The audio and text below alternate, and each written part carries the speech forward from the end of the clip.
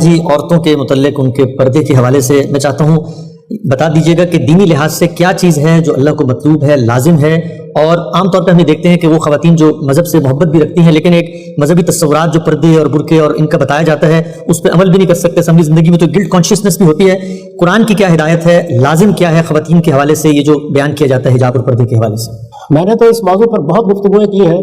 اور پہلے اجمالی جوابات برسوں دیے ہیں، پھر جب یہ اندازہ ہوا کہ لوگ اس پورے استدلال یا ریزننگ کو نہیں سمجھ پا رہے تو اب جو اعتراضات کی سیریز ہے اس میں کئی نشستوں میں اس پر گفتگو کی ہے۔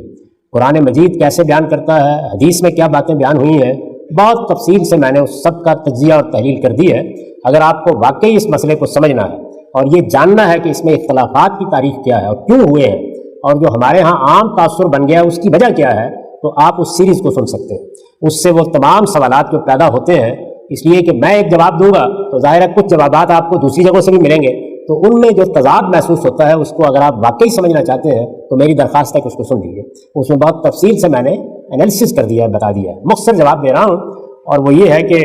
اللہ تعالیٰ نے قرآن مجید کی سورہ نور میں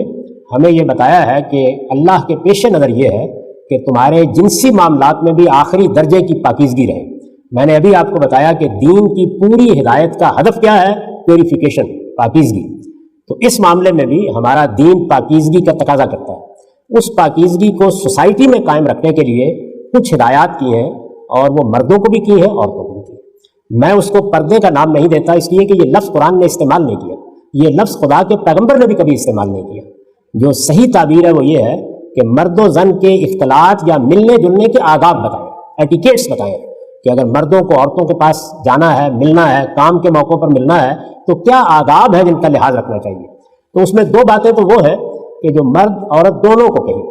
یعنی ایک یہ کہ دونوں اپنی نگاہوں میں پستی پیدا کریں، حیا پیدا کریں۔ نگاہوں کی پستی کا مطلب یہ نہیں ہوتا کہ آپ نگاہیں نیچی کریں اور ٹھوکر کھا کے گر جائیں۔ اس کا مطلب یہ ہے کہ نگاہیں تاڑنے والی نہیں ہونی چاہیے، خط و خال کا جائزہ لینے والی نہیں ہونی چاہیے۔ یہ بات مردوں کو بھی کہی ہے، عورتوں کو بھی کہی، دونوں کو کہی، اور بالکل یکساں الفاظ میں کہی ہے اگر آپ قرآن مجید کو سورہ نور میں نکال کے دیکھیں۔ دوسری بات یہ فرمائی ہے کہ شرمگاہوں کی حفاظت کریں۔ اب شرمگاہوں کی حفاظت در حقیقت ایک طرف تو یہ چاہتی ہے کہ کوئی جنسی میلان پیدا نہ ہو۔ اللہ نے جس دائرے میں جنسی تعلقات کو جائز رکھا ہے، انسان اس کے باہر منہ مارنے کی کوشش نہ کرے،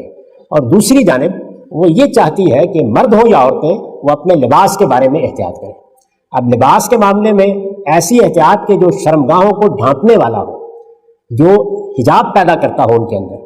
جو نگاہوں کو آوارہ نہ ہونے دے، تو اس کو قرآن مجید میں مردوں کے لیے بھی لازم کیا ہے، عورتوں کے لیے بھی لازم کیا ہے، یعنی کوئی فرق نہیں کیا، یکساں الفاظ استعمال کیے، ان یحفظوا فروجہم ان یحفظن فروجہم،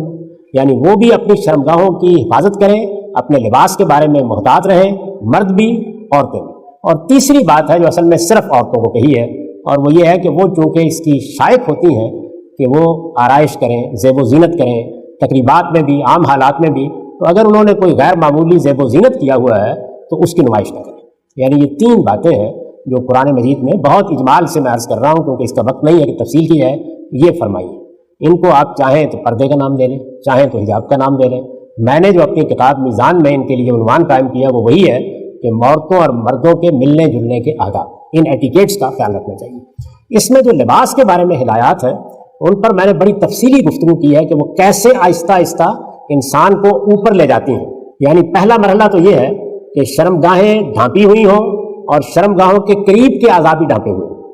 یعنی آپ نے اپنے آپ کو گویا چھپانے کی ابتدا کر دی۔ اس کے بعد اس لازمی جگہ سے آپ اوپر اٹھتے ہیں اور اپنی تہذیب کے لحاظ سے، اپنی معاشرت کے لحاظ سے اپنے لباس کو زیادہ چھپانے والا کرتے چلے جاتے ہیں۔ تو یہ جو دوسرا حصہ ہے اس میں پھر وہ نوبت بھی آ جاتی ہے کہ جس میں ہماری بہنیں یا ہماری بیٹیاں گویا ایک اسکارف لے لیتی ہیں یا کوئی ایسا لباس پہن لیتی ہیں کہ زیادہ سے زیادہ ان کا جسم ڈھانپا ہوا رہے۔ تو ابتدا لازمی ہدایت سے ہوتی ہے، آگے آپ کے لیے ہے کہ آپ اس میں کتنا اہتمام کر سکتی ہیں۔ تو یہ باتیں ہیں جو اللہ نے اپنی کتاب میں بتائی ہیں یا رسول اللہ نے اپنی روایات کے اندر جس کی تاکید کی ہے۔ ان کے علاوہ یہ برقع اور یہ چہرہ ڈھانپنا اور یہ اس طرح کے کوئی ایک بال نظر نہ آئے اور پالکی میں بیٹھ کے جانا، یہ ہمارا قدیم کلچر تھا، بڑی حد تک ختم ہو گیا ہے، اور ہو سکتا ہے کہ کچھ کہیں باقی ہو تو وہ بھی ختم ہو جائے۔ دین کی ہدایت اتنی ہے جتنی میں نے بیان کر دی۔